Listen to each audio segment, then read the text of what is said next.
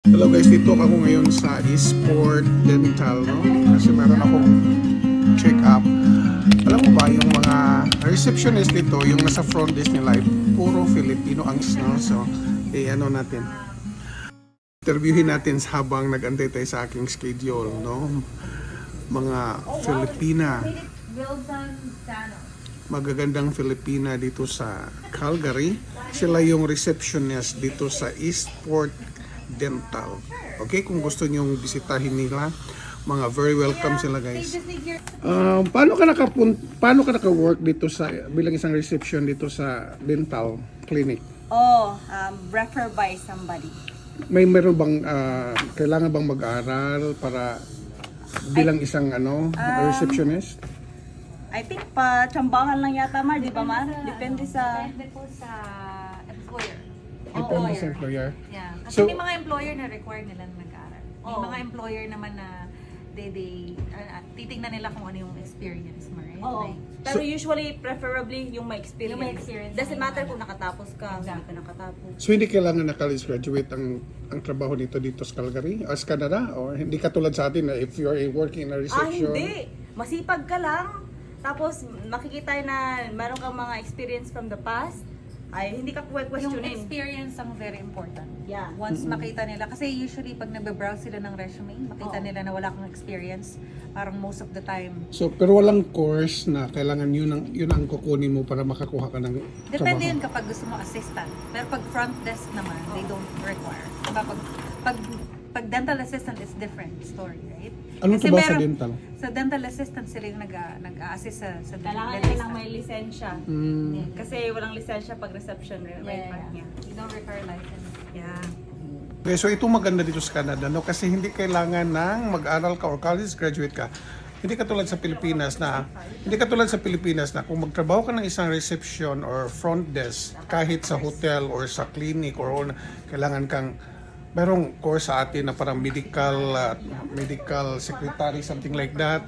Tapos college graduate, maganda, personality. No, grabe. Grabe ang ano natin doon, qualification. Pero dito sa Canada, sabi nila, hindi daw kailangan na college graduate. Basta may experience ka lang. Masasabi niyo sa mga gustong mag-receptionist or front desk sa isang clinic dito sa Canada na hindi naman kailangan ng college degree. Basta masipag lang, tapos ano pa, Mar? I think college degree is required kahit pa paano, kuya. Dito, Yeah. magtrabaho. Like I think you think? I don't know. I'm not. basis. Case to case Kasi basis. it's still every employer is different, right? Oo. So depende yan sa Depende sa employer. Sa employer, yeah. Hindi ko sure kung Sa may mga experience tumatanggap ko, meron o wala, tatanggapin ka nila Really? basta may experience. Isi-skip nila yung kung ano yung natapos mo. Pupunta ka agad sila sa Ay, ano yung last na experience. experience mo. Anong clinic, anong This is your second, right? no, Second clinic? Hindi kuya, panglima Oh, ko yata. because you were working before in TNT. Sedona. My first clinic is TNT. Next one is McKnight.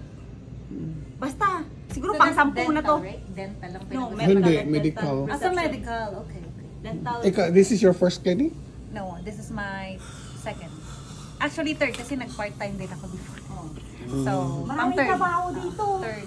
Tingnan natin kung pwede naman hindi nila sagutin, no? Pero tanungin natin kung ano ba yung sahod sa bilang isang clinic receptionist, front desk sa isang clinic, dental or medical. Yung sahod, okay ba yung sahod sa receptionist? Case to case basis, depende kung anong medical na pinasukan mo.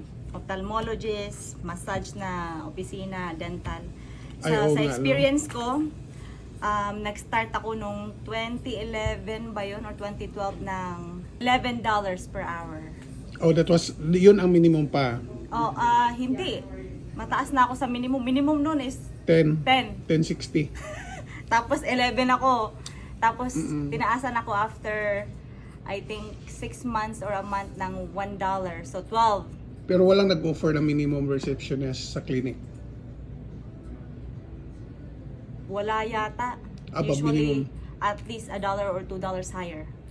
Mm. Lalo na pag nag-aral ka at nakita na, kunwari nag-practicum ka, Mm-mm. tapos matatanggap ka dun sa practicum mo, tapos alam nila yung performance mo, bibigyan ka na nila ng reasonable price. Kasi yun din yung natapos mo. Pero let's say kung wala kang experience or wala kang certificate na nakatapos ka ng ganun, naku, bibigyan ka ng And minimum. most of the time, employer na rin yung magdadagdag sa'yo. Depende kung yung performance mo, magaling to. So, sometimes, sila na rin decision na nila kung gusto nilang erase ka. Like, you know.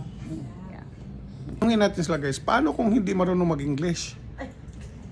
Ano ba talaga yan? Or yung medium lang na, yung ano, average lang. Okay.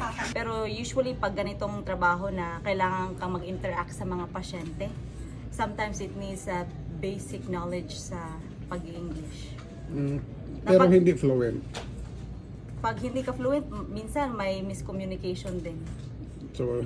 So, Merong ubang opisina na, wala na talaga kaming choice, ikaw na talaga yung hinanap, wala na kayong mahanap na kasing sipag mo. ilang taon ka na dito? Magtatatlong taon na, Dito nga clinic. dito na clinic, yeah. Pero in all, sa clinic receptionist, ilang taon na?